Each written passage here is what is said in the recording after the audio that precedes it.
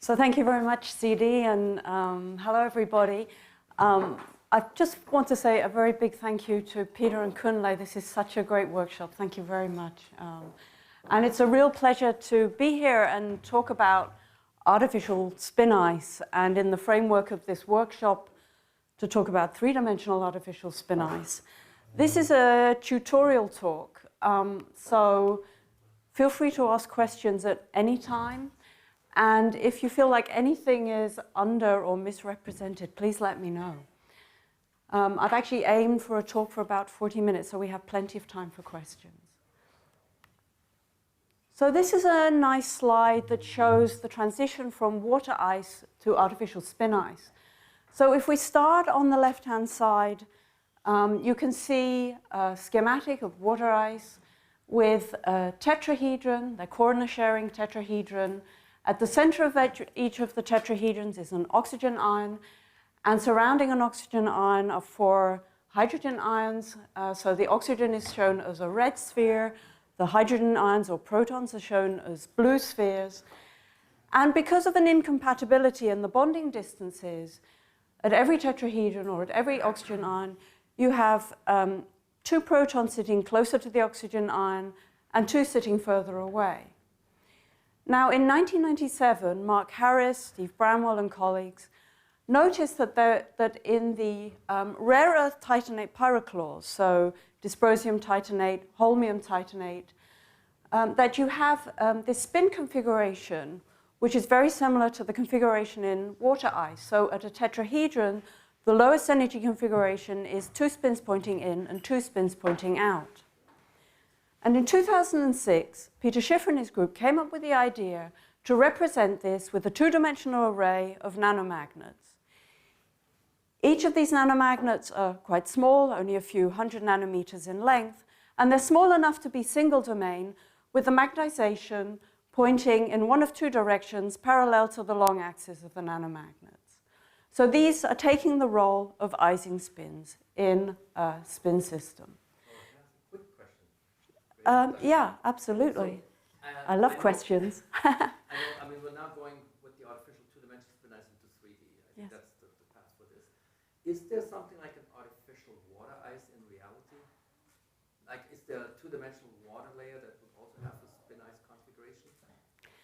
So I don't know of an artificial water ice. What I can say is that the focus of this workshop is nanomagnets, but there are many other systems, so you can make artificial spin systems from colloids, for example.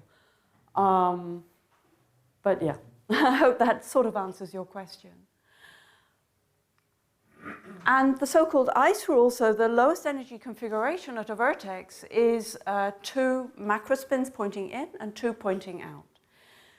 Now, if I rotate these ice crystals, so I look along the 1, 1, 1 direction and add some lines, then I get the Kagome lattice. And if I arrange my magnets now on the Kagome lattice, I get this very clear signature of the artificial Kagome spin ice, this hexagonal design. And the ice rule becomes 2 moments pointing in, 1 pointing out, or vice versa. And I can think of each vertex as being associated with a magnetic charge, so either positive or negative. So how does this work? Well, this is the Kagome ice. Now imagine that I apply a magnetic field pointing towards the left, so that all moments point towards the left. So I apply a saturating field and then release that field. And I can consider each of the magnetic moments or macrospins as a charged dumbbell. So at each end, I have a positive charge and a negative charge. And at a vertex where I have 2 positive charges and a negative charge, I have a net positive charge. And at a vertex where I have 2 negative charges and 1 positive charge, then I have a net negative charge. And this repeats itself through the lattice. So I have alternating positive and negative charges. So every positive charge is surrounded by negative charges. Every negative charge is surrounded by positive charges. And now I can apply a field in the reverse direction. So I flip a macrospin. And you'll see that what was a negative charge now becomes a positive charge, and vice versa. And these are what we refer to as emergent magnetic monopoles. These are monopoles that arise out of the emergent behavior or the collective behavior of the system. And I can spot these things because they happen at a place where my charge changes by plus or minus 2q. And if I increase the field, then I can reverse another magnetic moment. And interestingly, my charge now becomes 3q because I have 3 macrospins pointing inwards. But there's still a change of q of plus 2q, so I'm going from plus q to plus 3q. And I can continue then to reverse the macrospin so that these monopoles move apart. Now in the square ice, it's a little bit simpler because my q charge is the same as my change in charge. And so I can do the same thing. I can apply a field to the top left so that all macrospins are pointing towards a given direction. I can apply a field in the reverse sense, and I can nucleate this monopole, anti-monopole pair, and they slowly move apart. But as Moll pointed out, and colleagues pointed out, in 2009, you can represent these monopole charges with this equation. It's a potential, this V of R, which is essentially the energy of the excited state minus the energy of the ground state. And the first term is the Coulombic type term, and the last term is the monopole pair creation term. And in the middle is something associated with these string-like excitations that actually bind the monopole, so they're not actually free. And this is perhaps you might consider an issue, and I'll come back to this later on in my talk. But since the time of the square ice and the Kagome ice, so back in 2006, the field has rapidly expanded, and there's a whole bunch of different geometries that make up this family of artificial spin ices. And each of these geometries come with their own fascinating physics. So for example, you can take the square ice and remove nanomagnets. You can add nanomagnets, so you have 2 or 3 magnets at a particular lattice site. You can rotate them. There are many variations of the Kagome ice. You can also have XY magnets. So instead of an elongated magnet, you can have a circular magnet with the spins pointing in any direction. You can take this pattern and you can create from these dots out-of-plane magnets and reproduce, again, some quite interesting physics. And in the bottom left, you can also create quasi-crystal geometries, placing the magnets on an aperiodic lattice. And then there's the subject of this talk, 3D structures. So in terms of the activities going on in artificial spin ice, people are thinking about new geometries and materials. They're thinking about various methods to fabricate, characterize, and manipulate these systems. And they're developing new theories and simulations to try to understand what's going on. We're also very much interested in the dynamics, both driven processes, so for example, as a result of an applied magnetic field, but also thermal relaxation. So what happens when you heat the system and watch how the system relaxes. There's a whole bunch of emergent phenomena that's very fascinating. I've mentioned magnetic monopoles, but there are also phase transitions, frustration associated with the way that you arrange the vertices, and even a dynamic chirality. And people are thinking about applications, so computation, and new forms of computation like neuromorphic computation, but also magnonics. And people are thinking about hybrid systems, so combining, for example, artificial spin ice with a superconductor. Now, in terms of 3D artificial spin ice, I decided to arrange this in terms of how people fabricate them. So one can use electron beam lithography to make lead systems, 2-photon laser lithography to make more 3D systems, self-assembly methods such as the inverse opal-like structures or IOLs and the gyroids, and also focused electron beam induced deposition, so FEBID, as Amalio introduced at the beginning of this workshop. Now, Amalio and colleagues, you might correct me if I'm wrong, but there's not so much about artificial spin ice and Phoebid-created structures, but this shows quite a nice example of people who have done micro-Hall sensing to detect the switching in such small building blocks of the artificial spin ice. So I'm going to focus on the other three topics and start with electron beam lithography. So of course, if you're going to do electron beam lithography, you need one of these things, an electron beam writer. This is actually an image of Elena Mengotti, who was our first PhD student working on artificial spin ice. And the structures that you can make are actually layered structures. So you take the 2D artificial spin ice and layer it on top of each other. So you can think about this as a 2.5D system, because the magnets are still in plane, they're just layered structures, so it's not quite 3D. And this is the problem with artificial square ice. So the issue is that the interactions at a vertex are not all equal, because the magnets have not only different orientations, but different distances from each other. So neighboring magnets have a distance between each other of A1, and magnets across a vertex have an intermagnet distance of A2. So A2 is bigger than A1. And this has quite important consequences. Not only does it result in a binding of monopoles together, but it means that there is, it's not very highly frustrated. There is a unique ground state. And this ground state is made up of loops of macrospins. So here, an anti-clockwise loop of spins, and then you can tile this up and add a clockwise loop of moments. So this is really the lowest energy state. And you can continue to tile this up. And because these loops have two senses, so either clockwise or anti-clockwise, there is actually, this is actually doubly degenerate, so you can have two different ground state domains that are separated by domain boundaries. And this is what these ground state domains look like, separated by domain boundaries in real systems.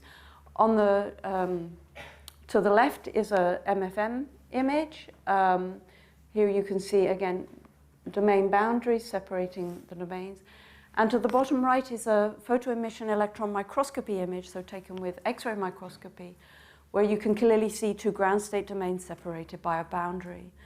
And if you heat these systems and wait long enough, because these boundaries cost energy, they eventually anneal out and give you a perfect ground state ordering. So how do I get away from this system which has a unique ground state and get to a highly degenerate system? Well, several people came up with the idea of essentially raising one sublattice compared to the other. So this actually came from theoretical predictions of Müller and Mössner, and there were others like Chern et al. And then people started to think about how to realize this experimentally.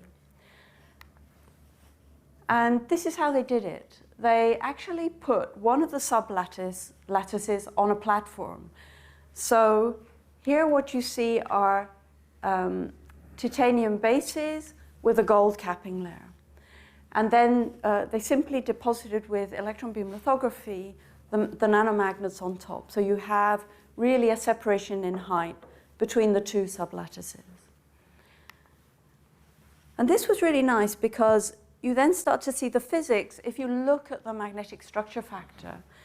So if the height between the sublattices is 0, you get this perfect ground state ordering and you see very sharp Bragg peaks.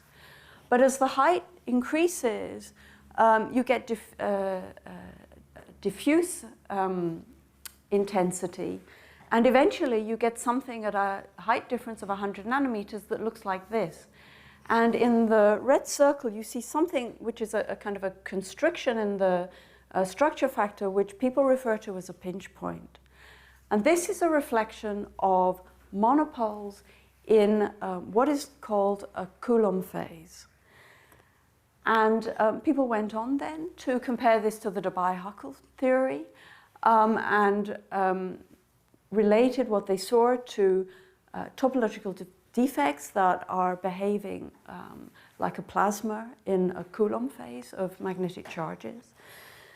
And if you're wondering what the Coulomb phase is, I recommend that you take a look at this paper by Henley back in 2010. It's really a great paper.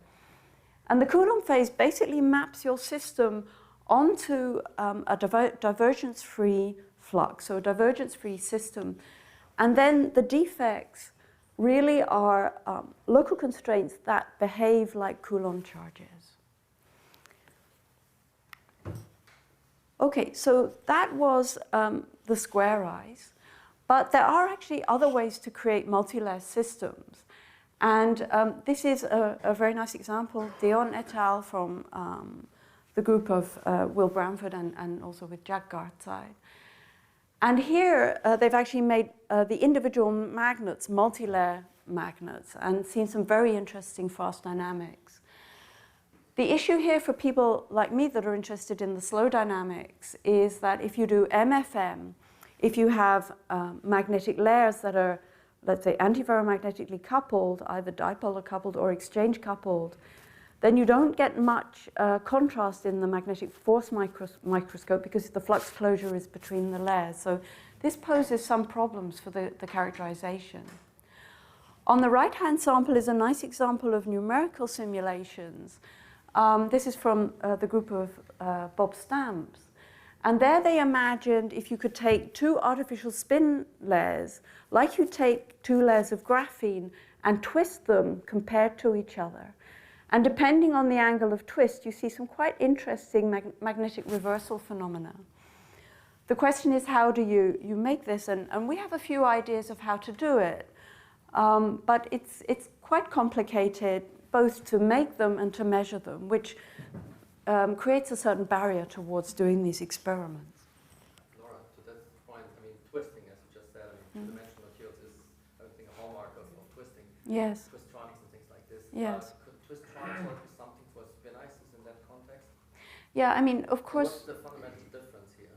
Yeah, I mean, of course, we're not talking about electronics and band structures. These are mesoscopic systems. But nevertheless, I mean, what really motivates the field of artificial spin ice is sort of looking around at the field of physics and taking inspiration from that physics and then translating it to these mesoscopic systems. But one has to think a little bit differently. Rather than electricity in these systems, the sort of buzzword is magnetricity. So how do I move monopoles through these systems and create devices? Okay, so I now move on to two-photon laser lithography, and this is an example from a PhD student that we were very happy to host in our lab. He was actually from Empatoon with Letitia Phillip, and this was also a work with Claire Donnelly. The idea is to take a system for two-photon laser lithography. We have a nanoscribe system. It has an infrared laser system with a wavelength of 718 nanometers. You then take a UV-sensitive resist, expose the resist to the laser, which is focused by an optical lens, and at the focal point you get two-photon absorption, so an effective wavelength that is half the laser wavelength, and then polymerization. And so you can create these 3D structures, eventually developing them in an organic solvent, in our case, PGMEA. And one of the issues is creating structures that are small enough, so one can use pyrolysis, so essentially heating the system in an oven so that it shrinks. And in our case, we got a 70% shrinking. So changing lengths of these, this is actually a tripod structures. The legs of the tripod originally were 8 microns large, but then we could shrink them down to 800 nanometers. And then you can use any technique for deposition then to deposit onto these structures. And this actually shows one of the structures. Actually, I have a model. I brought a model system with me. It's quite handy having one of these laptop 3D printers, so you can sort of bring these along. And This is a very nice system. It has very nice mechanical properties, but also very interesting magnetic properties. And what we did here together with Claire is deposit cobalt on the top surface of the material with UHV sputtering. And this image actually isn't any kind of tomographic imaging. It's actually resonant tychographic imaging. So this is combining really quantitative hard X-ray imaging with resonant elastic scattering. So the colors you see here represent the elements. So you have a polymer scaffold in blue and the cobalt coating in orange.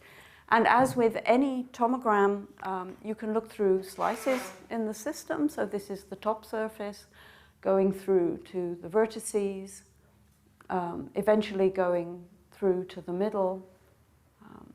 So you can really look through all of the system and identify where the polymer and the cobalt is. Now, as well as depositing by UHV sputtering or evaporation techniques, one can use electrodeposition. And this is an example from Claire's PhD thesis, using, first of all, ALD to put an aluminium oxide and iridium layer to fully coat this structure, and then using electrodeposition to coat this sample with a nickel film. And you can see quite a nice conformal coating of this buckyball structure. Is the coating all the way around? The coating is all the way around, yeah. I mean, not this, but also inside of the back? Also inside. With that's the great thing about electrodeposition. Even nicer is electroless deposition, so there you don't need a conducting contact. And so I don't have a picture of a cross-section, but the coating is really all the way around.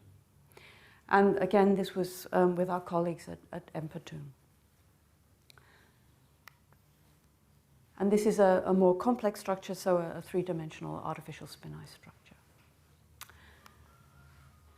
Now, in terms of understanding the physics of these systems, Ricardo Hertel has done some very nice work, and I'm sure he will be talking about this later on in the day, so I don't want to say too much about this. But these are really beautiful images showing on the left-hand side the magnetic configuration and looking at how the system changes on applying a magnetic field, and how the magnetization reversal depends on the orientation of the individual bars compared to the magnetic field. And they've also done some very fascinating work looking at the fast dynamics in these systems. My group is actually interested in the thermodynamics, and have a great postdoc, Gavin Macaulay, who's looked at the phase transitions in such a buckyball system. And it turns out that the phase diagram is quite intriguing. So this is a diagram of heat capacity versus temperature, and you can see that there are 5 peaks. And the first 2 peaks are not too unexpected. So you started at a high temperature at a paramagnetic phase, so you don't have any ordering. And then you go over a transition. Actually, it's not a phase transition, it's rather a crossover, because you have a finite system, so a finite energy. So you can't really talk about phase transitions here. But it's a crossover to an ice rule obeying phase, and then to a charge ordered phase. And then, interestingly, there are these 3 low temperature peaks. I don't really have time to go into detail to explain them, but they come about because a buckyball is like a 2D artificial spin ice wrapped in on itself. And that means that not only the nearest neighbor interactions are important, but the furthest neighbor interactions become quite important. And these are what give you then these 3 low temperature peaks in the heat capacity. Okay, so that was the buckyball. This is just to highlight that people have done micromagnetic simulations with artificial spin ice geometries. This is from Sabri Koraltan in the group of Dieter Zeus. And they've seen some very nice things in the simulations where they apply a magnetic field and they can steer these emergent magnetic monopoles or magnetic charges through the system. So that's very nice. This is a really fantastic work from Sam Ladak, who have spent a long time trying to make artificial spin ice structures and also to measure them.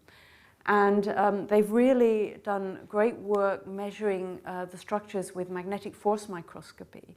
So they've not only been able to realize these wonderful two-photon laser lithography artificial spin ice structures, but they've looked, for example, at charge propagation, and they've also identified the artificial spin ice phases.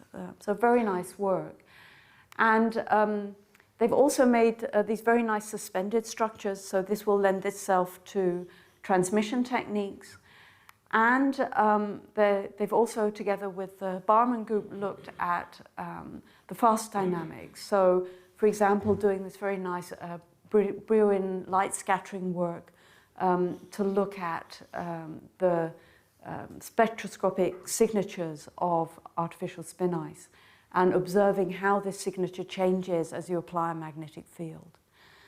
I should also mention the work of Dirk Grunder. This was mentioned earlier in the workshop. They've made some very nice wood pile structures where, again, they've seen some very interesting bulk and surface modes in these artificial structures. So this is what we've managed to do in terms of X-ray investigations. So this is with soft X-ray magnetic laminography that Claire mentioned yesterday. And this is a tripod structure, so a three-legged structure.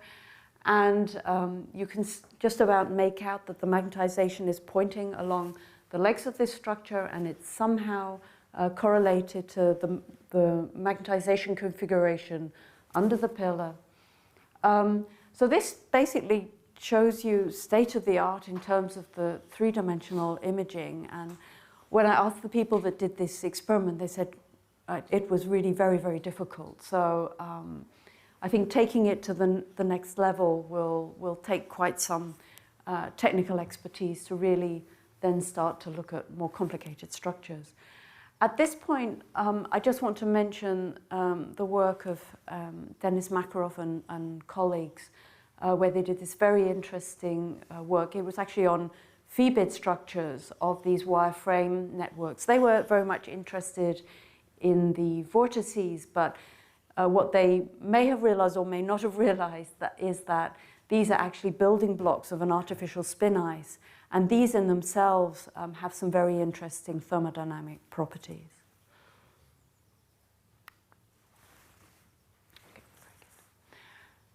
So I finish now in my tour of the various fabrication techniques of artificial spin ice with the self-assembly structures. So the inverse opal structures, so the aisles and the gyroids. And what you see here is an aisle structure, so this inverse opal-like structure. This is published from this team of people, Dubitsky et al. And Mistonov et al., etc. And they spent quite some time perfecting their aisles. And the way that they make this is actually first by creating an artificial opal. An artificial opal is microspheres stacked up on themselves, and they get this very nice assembly using an electric field. And this is put on a conductive substrate, and they do a subsequent cobalt electrode deposition to fill in the voids. And they did this very nice work with small angle neutron scattering. So this is the data that they obtained. This contains both nuclear information and magnetic information. And in order to understand this, they went back to the micromagnetic simulations. And here is an example of one of their micromagnetic simulations. I think what is very special here is it shows how small these structures are, despite being made over very large volumes, which is great for neutron scattering. But they also make quite complex magnetic patterns. So this very detailed magnetic configuration that's kind of swirling into a kind of vortex structure. It's fascinating, and it would be great if we could one day image this directly.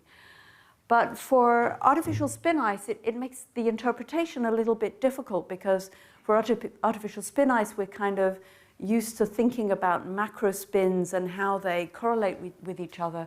But this is a little bit more complex than this macro spin picture. Then there are the people, Justin Landro, Naomi Leo, and colleagues, who were interested in making these gyroid-like patterns. We saw this earlier on in this workshop. And essentially, they take a diblock copolymer template, they anneal it, and then they dissolve one of the blocks in the diblock copolymer. And in the voids, then they use electrodeposition to fill the voids up. And these are quite interesting structures. They have chiral triple junctions, and they're tiny. They have a unit cell size of only 42 nanometers, which is quite amazing. These are simulations, so micromagnetic simulations. On the bottom right is something that is calculated from the magnetic phase, so it's equivalent to an electron holography map. And the direct electron, so experimental electron holography images are just as interesting, quite complex, and it's quite a complex system to understand, but just as fascinating. Okay, so I've finished my tour of fabrication methods and what people have done in terms of artificial spin ice structures, but something that somebody very kindly touched on earlier, but I want to talk about it again very briefly, is our work on nanomagnetic robots. And I had a great postdoc in my group, Jizai Kui, who's now an assistant professor in Fudan University. And we were working together, particularly with a postdoc, Tianyun Huang, in the group of Bradley Nelson. And they're experts for robotics. And we had, well, it was actually Jizai that came back and said he was very interested in origami. At the time that we were thinking about this project, origami was very popular. And he was wondering if he could make a robot. So we combined our knowledge of arrays of nanomagnets and put these onto silicon nitride panels. And this is an origami bird. The wingspan is 75 micrometers. And on each panel, there are 4 different arrays of, or 2 or more different arrays of nanomagnets. And because the nanomagnets have different switching fields, you can apply fields in different directions and magnetize the individual arrays in different directions. And depending on how you magnetize the panels and how you apply the magnetic field, you can get this bird, which is sitting in liquid, to do different things. So you can get it to flap its wings, to hover, to turn, or even to slide slip. So why is this important for artificial spin ice? Well, you could imagine using magnets to cause flaps to fold up. So you might be able to create 3-dimensional systems just by applying magnetic fields. Another thing is just simply adding movement to these 3D structures. I think it's not something that people are thinking about. But there is a whole community that's thinking about actuation and robotics. And if you're interested, one of the flagship conferences is the Mars conference. And this is a whole bunch of people that are interested in manipulation, automation, and robotics, all at the small scales. So this is very much related to, I think, what everybody else is interested in. So it's adding movement to what we already know. Okay, so before I come to my conclusions, I just want to say a few acknowledgements. Firstly, to my team for all their support over the years. if you look closely, their feet aren't actually touching the ground. So we're working on magnetic levitation of whole groups of people.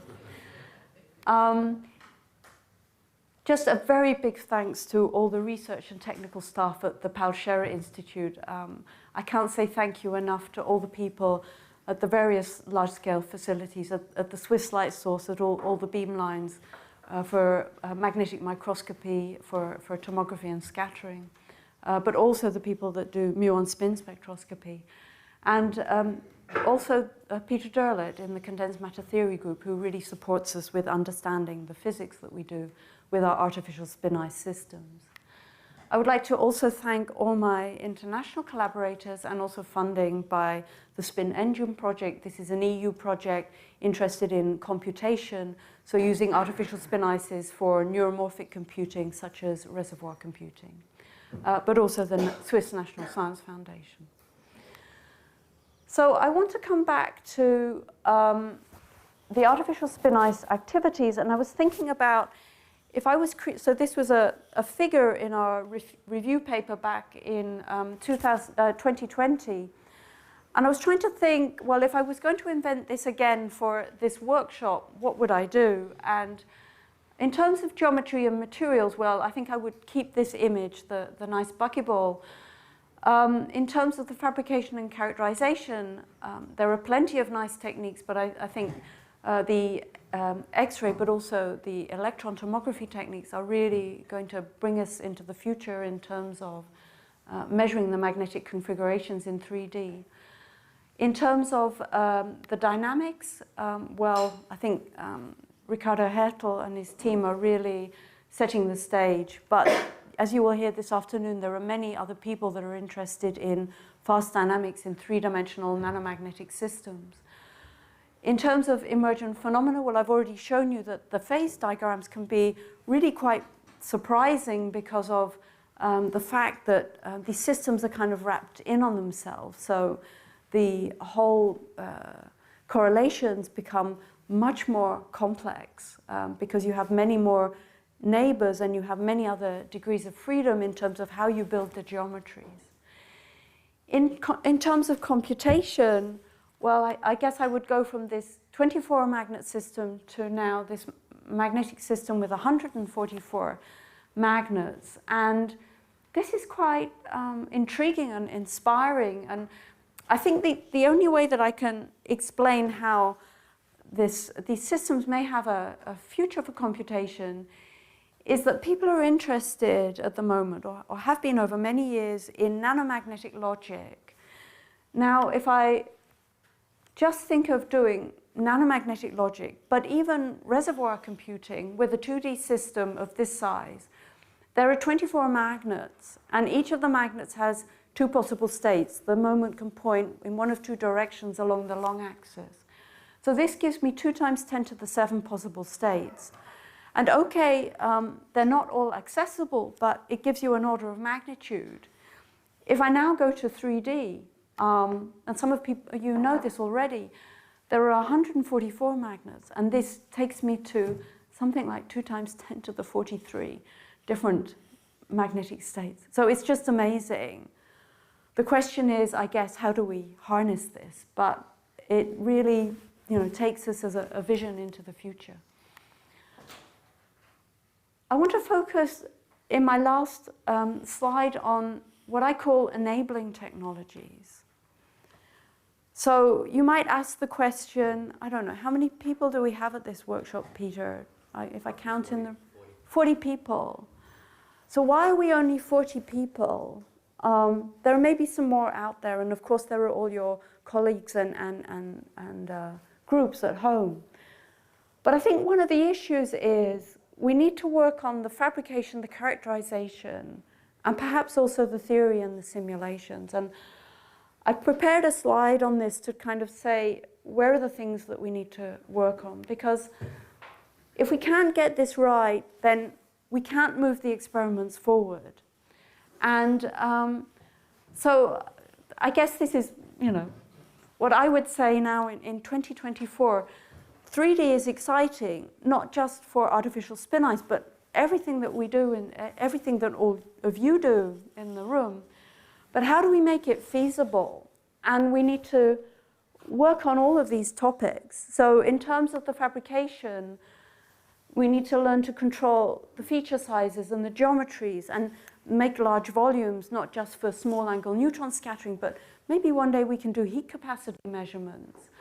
For this, we need to expand what we can do with electrodeposition and phi-bid. I think at the moment, people are being able to make very high quality magnetic materials. Amalio showed this.